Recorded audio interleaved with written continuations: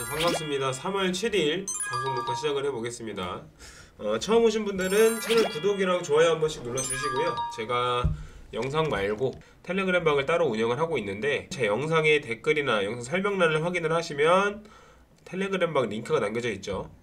누구나 이렇게 입장을 하셔가지고 정보를 받아보시고 실시간으로 좀 정보나 관점을 공유받아 보실 수 있는 방을 운영을 따로 하고 있으니까 투자를 하시는 분들은 편하게 입장을 하시면 될 것 같아요. 그래서 오늘도 비트코인은 간단하게 좀 짚어보고, 왜냐면 어제랑 크게 변동이 없고 우리가 좀 지금 어느 부분을 좀 지켜봐야 되는지 객관적으로 좀 설명을 드려볼까 해요. 그러니까 최근 이제 실버게이트라는 악재가 터졌는데 요거를 좀 필요 이상으로 우리가 예민하게 받아들이고 있는 건 아닌가에 대한 설명을 해볼까 합니다. 자, 진짜 이렇게 상승장이 한 달 반? 2달 정도 연출이 됐었죠. 여기서부터라고 치면 총 며칠이냐, 한 달 반 정도? 한 달 반 정도의 상승장이 펼쳐지면서 꽤나 큰 폭의 상승이 연출이 됐고, 그러고 나서 진짜 오랜만에 좀 횡보장이 펼쳐지고 있죠. 또 진짜 극한의 횡보장이라고 해야 될지, 박스권이 굉장히 좁게 형성이 돼서 뭐 대략 한 1~2% 내외의 박스권 내에서 횡보를 하는 움직임, 거래량도 거의 없는 상황이고, 그러다 보니까 변동도 거의 없고, 지금 상황에서 거래량이 부족한 상황에서의 뭐 차트만 보고 이 방향성을 예측을 하는 거는 좀 무의미하다 싶은 생각이 더 크기 때문에, 이럴 때는 좀 시장의 분위기를 파악을 하는 게 좀 더 맞지 않나? 그게 조금 더 투자에 도움이 되지 않을까라는 생각이 더 큽니다. 그러니까 보통은 저도 선물 매매를 할 땐 차트를 더 좀 많이 비중을 두고 보면서 매매를 합니다. 왜냐면 선물은 단타 거래 위주이기 때문에 시장의 분위기나 흐름보다는 그 순간순간의 차트의 움직임을 보면서 매매를 하는 쪽으로 투자를 많이 하지만, 지금처럼 제한이 많이 걸린 상황, 거래량도 굉장히 적고, 거래량이 거의 죽었죠. 거래량이 이번에 그 이제 실버게이트 막 기사 터지면서 하락할 때 쏟는 물량 제해놓고 거의 죽었다고 봐도 무방합니다. 막 이 전과 비교해 보면 거래량이 눈에 띄게 줄어들었다는 걸 우리가 체크를 할 수가 있고, 이런 상황, 그렇다고 해서 위아래로 움직이는 폭이 큰가? 그러면 그것도 아니죠. 이런 상황에서는 차트의 신뢰도가 좀 많이 떨어진다. 그러니까 이후에 어느 방향으로 시장이 흘러갈 거냐, 차트가 흘러갈 거냐를 파악하기 위해서는, 이럴 때는 차트적으로만 볼 수 있는 건, 우리가 어제 말씀드렸다시피 추가 상승을 기대하기 위해선 만약에 상승이 나와 준다고 하더라도 23K 위에 안착을 하기 전까지는 언제든지 하락을 할 수 있는 위치다. 막 여기서 갑자기 뭐 상승이 나온다고 해서 롱 따라타기보다, 만약에 상승을 나오는 걸 보고 내가 롱을 못 잡았는데 내가 롱을 잡기가 좀 부담스럽다라는 위치에서는 얘가 23K를 가냐 못 가냐를 본 다음에, 못 갔다 하면 그냥 숏으로 들어가시는 게, 그런 식으로 타점을 접근하시는 게 더 괜찮은 방법일 수도 있다, 지금 위치에서는. 그래서 그 정도만 좀 정리를 하면 될 것 같고, 추가적인 막 실버게이트 외에 추가적인 악재만 터지지 않는다면 여기서 조금 횡보하면서 뭐 위아래로 조금 변동을 주다가 조금씩 위로 방향을 잡지 않을까 하는 생각이 좀 더 크긴 한데, 일단 그거는 시장을 좀 더 지켜봐야 된다. 그래서 지금은 매매를 하더라도 좀 방망이 매우 짧게 잡고, 뭐 수익 구간도 짧게 잡고 손절 구간도 짧게 잡고, 당분간은 그렇게 대응을 이어나가는 게 맞는 시장이다 라고 말씀을 드릴 수 있을 것 같아요. 그래서 이제 비트의 뭐 차트 분석이나 이런 거는 이 정도로 진짜 간단하게, 그 이상 분석하거나 전달드릴 내용이 딱히 없어요, 차트만 보고서는. 자, 그러면은 지금 이제 가장 이슈죠. 코인판 가장 큰 이슈. 자, 실버게이트, 뱅크런 사태에 대한, 이게 이제 가장 지금 코인판 이슈고, 이 사건으로 인해서 차트가 거의 멈춰있다시피 하고, 시장은 그렇지 않은데 투자자들, 특히 개인들이 예민하게 반응을 하고 있는 거 아닌가라는 생각을 해봐요, 조심스럽게. 자, 왜냐면 검색을 해볼게요. 자, 검색을 해보면 실버게이트 막 여기 심각한 상황이다,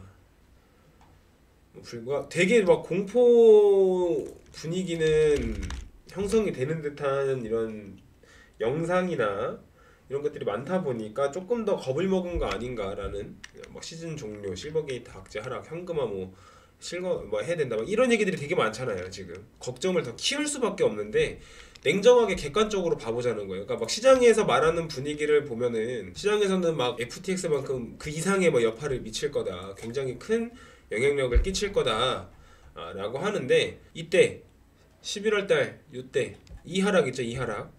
이게 여기 구간이 딱 FTX 사태가 터진 시점이었어요. 이 구간이 얼마나 빠졌냐, 고점 대비 뭐 한 30% 정도 30% 정도의 하락이 가져왔다. 그리고 그 이후 긴 기간의 횡보가 있었다. 이 하락폭을 잘 기억을 하셔야 됩니다. 자, 근데 실버게이트 사태 터지고 나서의 하락 5%예요, 5%. 자, FTX 사태 30%가량 하락 vs 실버게이트 5% 하락. 하락폭에서 일단 굉장히 큰 차이가 나죠, 우리가. 자, 그리고 또 다른 차이점은 뭐냐.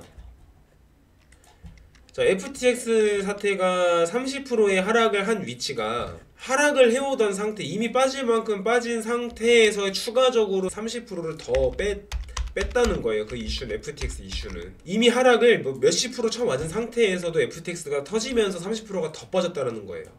근데 지금 실버게이트 같은 경우는 바닥에서 43% 정도의 상승폭이 나온 이후에 약재가 터졌는데도 5%, 6%밖에 안 빠졌다라는 거예요. 이것도 차이점이에요. 그럼 만약에 FTX가 지금처럼 50% 상승장에서 터졌다 그러면 30%가 아니라 40%, 50% 그 이상도 빠질 수 있는 악재였다라는 거죠. 비교가 안 돼요. 이 FTX 사태랑 실버게이트가 끼치는 영향력이. 현실적으로 봤을 때 5% 정도의 하락은 비트코인에서 실버게이트라는 악재가 없어도 언제든지 빠질 수 있는 변동폭이에요. 크다면 크지만 객관적으로 봤을 때 과연 실버게이트가 FTX처럼 추가적인 폭락을 가져올 만큼의 영향력을 행사하고 있는가?